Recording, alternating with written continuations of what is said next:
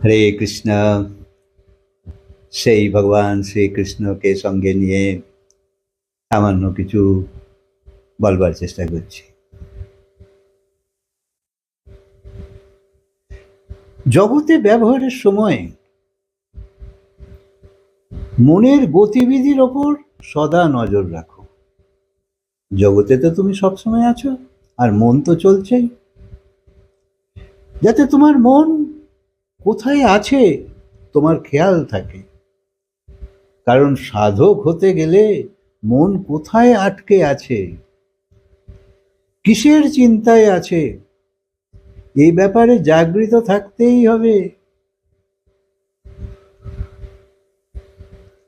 সত্যের প্রতি জাগো, মায়ার থেকে তো মুখ ঘোরাও। এই মায়া আর এই সত্য, এই দুটো রাস্তাই তোমার কাছে আছে, তৃতীয় আর কিচ্ছু নেই। কারণ ব্রহ্ম, জীব, মায়া, এই তিন তত্ত্বই তো আছে। তুমি হলে জীব, তাই দুটো আছে, হয় ব্রহ্ম নাহলে মায়া। ব্রহ্ম মানে যা সত্য, তাই হয় সত্যের দিকে যাও নাহলে মায়ার দিকে যাও। কিন্তু এখন তোমার হাতে সেইরকম কোনো অবস্থা খোলা নেই। তাহলে তো তুমি সোজা ভগবানের সঙ্গে জুড়ে যেতে। তোমার হাতে সে অবস্থা নেই। কেন না, তুমি চিরকাল মায়ার সঙ্গে জুড়ে আছো। তাই চিরকাল মায়ার সঙ্গে জুড়ে থাকার জন্য এত কঠিন বন্ধন, যে বন্ধনকে একমাত্র সত্য বা ভগবানই সরাতে পারে। কারণ এই মায়ারও অধিপতি হলো ভগবান। আর ভগবান গীতায় স্পষ্ট বলেছে যে আমার স্মরণে না এলে এই মায়াকে তুমি জিততে পারবে না, যাই হোক। তাই মায়ার্থে বন্ধন থেকে মুক্ত হতে গেলে ব্যাস সিধে ভগবানের সঙ্গে জুড়তেই হবে, আর দ্বিতীয় কোনো রাস্তা নেই। তাই সত্যের প্রতি জাগো, সেই মায়া যাতে তোমাকে ছেড়ে দেয়। খারাপ থেকে দূরে থাকো, ভগবানের হয়ে যাও। ভগবানের হয়ে গেলে তুমি কি আনন্দ পাবে না? খারাপেই যত আনন্দ আছে, খারাপে তো আনন্দ আছেই, কিন্তু ওই আনন্দের সাথে সাথে তোমায় অধোগতিতে নিয়েও যাবে। আর ভগবানের যে আনন্দ আছে, সেই আনন্দ তো আনন্দ বটেই, তাছাড়া তোমাকে উত্থানের দিকে নিয়ে যাবে। কিন্তু রুচি আমাদের এরকমই, খারাপেই যত আকর্ষণ। তোমার অহংকার, তোমার আসক্তি, এর মধ্যেই তো মন বেশি করে ডুবে থাকে। তাই জাগো, জীবনের লক্ষ্যের প্রতি জাগতেই হবে। তোমার সৎকর্মের প্রতি, তোমার জীবনের মাহাত্ম্যকে তো বোঝো, যে মানুষ শরীর দেবতাদের কাছেও দুর্লভ। সৎ বিচারের প্রতি জাগো, ভগবানের প্রকৃত স্মরণ তোমার ভেতর চলছে কি না সজাগ থাকো। মনের দুর্বলতা ছাড়তে হবে। তুমি কিছু করতে পারবে না এই নয়, তুমি সব করতে পারবে। তাই হৃদয়ের বিষাদকে ছেড়ে প্রভুর প্রতি পূর্ণ দৃষ্টি দাও। মানব জীবনে ধর্ম, কর্তব্য, অকর্তব্যের ব্যাপারে জাগতেই হবে। এই জীবন যে দিয়েছে তার কথা ভুলে যদি শুধু সংসারের দায়িত্ব কর্তব্যকেই মেটাতে থাকো, তো পরলোকের জন্য তো তুমি কিছুই করতে পারবে না। তাছাড়া যে এই জীবন দিয়েছে তার প্রতি তো ভীষণভাবে অকৃতজ্ঞ হয়ে আছো। এই জীবনকালে শান্তি আনতে পারবে না যদি মুখ ঘুরিয়েই থাকো। কারণ শান্তি সেইখানেই পাবে যেখানে আছে। আর এই মায়াতে শান্তি নেই, তাহলে ভগবানের প্রয়োজনও হতো না আমাদের। যদি এই মায়াতেই শান্তি থাকতো এই সংসারে, তাহলে ভগবানের কাছে কেউ যেত না, এসব মন্দির মসজিদ কেউ বানাতো না, এসব মানুষরাই তো বানিয়েছে। কারণ ভেতরে সবারই সেই গভীরে সেই ভাব আছেই যে ভগবানই হলো শান্তি স্বরূপ, তার কাছে না গেলে শান্তি পাবে না। সবাই জানে তোমার মনের গভীরে, চিত্তের গভীরে, চেতনার গভীরে সেই জ্ঞান পূর্ণভাবে আছে।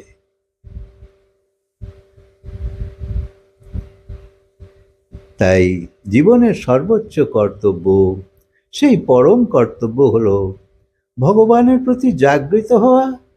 কেননা এই জীবন না হলে উদ্ধার হবে না।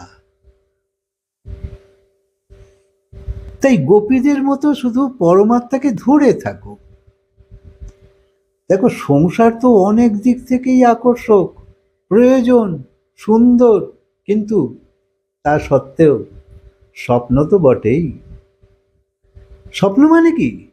স্বপ্ন মানে ধরো তুমি রাত্রে ঘুমিয়ে আছো, তো স্বপ্ন এলো একটা, তুমি দেখলে, তারপরে স্বপ্নটা চলে গেল।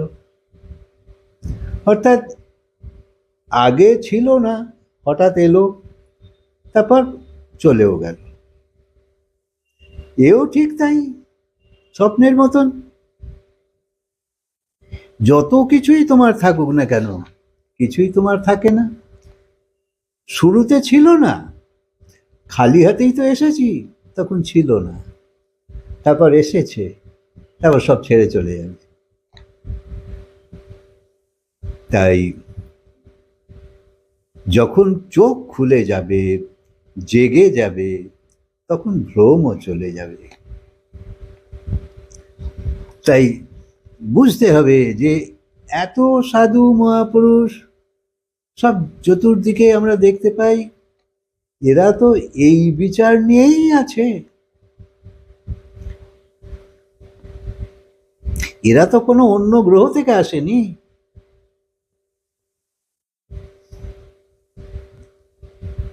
তাই যাতে তোমার ভ্রম চলে যায়, অর্থাৎ যাকে জানবার পর এই সংসারের বাস্তবিকতা তোমার সামনে এসে যায়। আসলে সংসারটা কি আমরা এগুলো জানি না। জন্ম কি, মৃত্যু কি। আমরা দেখছি জন্ম, কেউ শিশু এলো, জন্ম হলো, ওকে জন্ম বলে।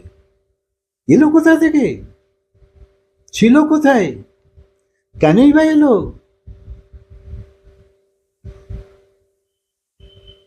কোথাও ছিল নিশ্চয়ই, নাহলে এলো কোথা থেকে?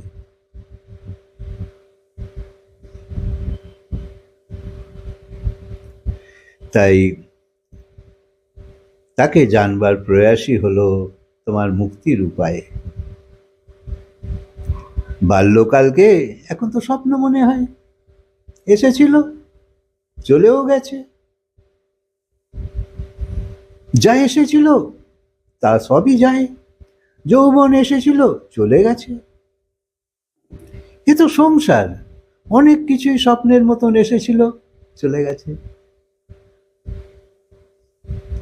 স্পষ্টভাবে বোঝো, সবই স্বপ্ন।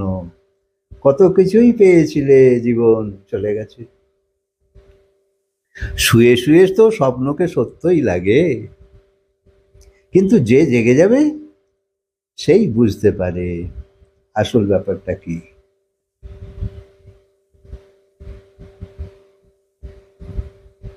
তাই তোমার ভয়ানক সমস্যার জন্যে যখন তুমি দিশেহারা হয়ে গেছো, সেই সময়ে ভগবানের প্রতি তোমার যে আকুল প্রার্থনা করো, তাকে আরতি বলে। আর এরম আরতিকে ভগবান করুণা করে, কৃপা করে। অন্য সময় যে সেই ভক্তিটা তোমার থাকে না, সেই ভয়ানক প্রার্থনা অন্য সময় হয় না। তাই তীব্র ভক্তি যখন আসবে, যে ভগবানই একমাত্র আমাকে রক্ষা করতে পারে, এই বিশ্বাস সেই সময় আসে যখন চতুর্দিক অন্ধকার হয়ে যায়। যদি কারোর কিছু ক্ষতি করার কথা ভাবো, এ তো আত্মার নির্ণয় নয়। আত্মা তো কখনো বলে না তুমি কারোর ক্ষতি করো, এ তো তোমার মলিন মনের ব্যাপার। কিন্তু মনকে দেখা যায় না, অথচ তার প্রেরণাতেই সব কাজ হয়ে চলেছে। মনকে বুঝে যদি ফেলো, সমস্যাও চলে যাবে। বুদ্ধিমান মানুষও মনের নির্দেশেই চলে। আত্মা তো তোমারই, তা সত্ত্বেও তুমি তার সাথেই মিলিত হতে চাও। তার মানে তুমি কোথাও হারিয়ে গেছো, নিজেকে ঠিক মতো দেখতে পারছো না। মন যেরকম চাইছে সব মানুষই তাই করে চলেছে।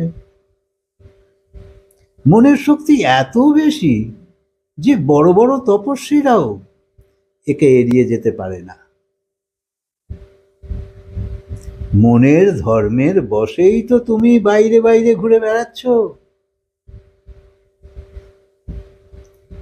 তাই মনের সুখই তোমার কাম্য,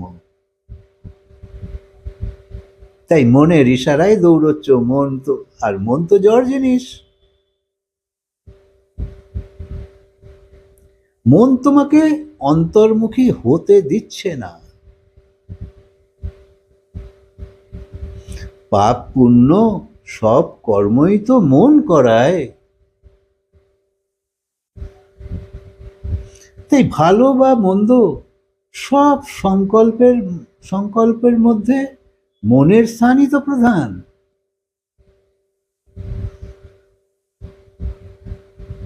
তুমি ধ্যানে বসলেও মন কোথায় সেটা তুমি বুঝতে পারছো, অর্থাৎ তোমার মন তো সারা পৃথিবীতে ঘুরে বেড়াচ্ছে।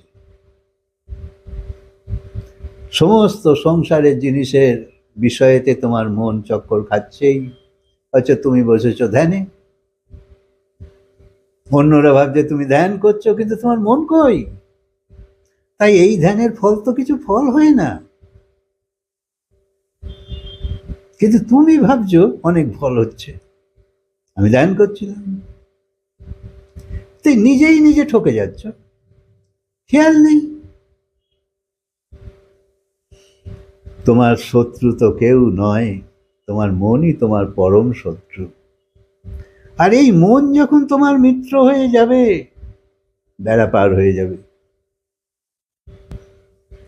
তাই তোমার সেই মনকে আগ্রহপূর্বক নিজের উপকারে লাগাও। তোমারই মন, তোমার আজ্ঞায় চলুক এরমই তো ভালো না, তুমি মনের আজ্ঞায় চলছো। তাই মনকে এবার ধরো পাগড়ে। মন মানে লাগাম। লাগাম যদি শক্ত হাতে তুমি ধরো, তাহলে তার ঘোড়া এদিক ওদিক যেতে পারবে না। তাই লাগাম রূপী মনকে বুদ্ধিরূপী শক্তির সাহায্যে ভালো করে ধরো, যাতে তোমার বিপথে নিয়ে না যায়, অনন্ত জন্মের কষ্ট থেকে যাতে পরিত্রাণ পেতে পারো। তাই ভগবানের সঙ্গ করো, আর ভগবানের সঙ্গ করলে ভগবানও তোমায় সাহায্য করবে। তবে তোমার মনের স্থিতিকে তুমি আরো সবলভাবে আনতে পারবে নিজের দখলে। তাই এই অজ্ঞানের জন্যেই, জ্ঞান না থাকার জন্যে এই মনের ইশারায় চলে চলে আমরা সংসারে এমনভাবে আসক্ত হয়ে গেছি যে এই সংসারকে এখন কিছুতেই ছাড়বার কথা মনেই আসে না। কিন্তু এখানেই তোমার আসক্তিকে শিথিল করতে হবে, আর ভগবানের প্রতি আসক্তিকে জাগৃত করতে হবে। হরে কৃষ্ণ। কথাকে আজকে বিরাম দিই, আবার বলবো।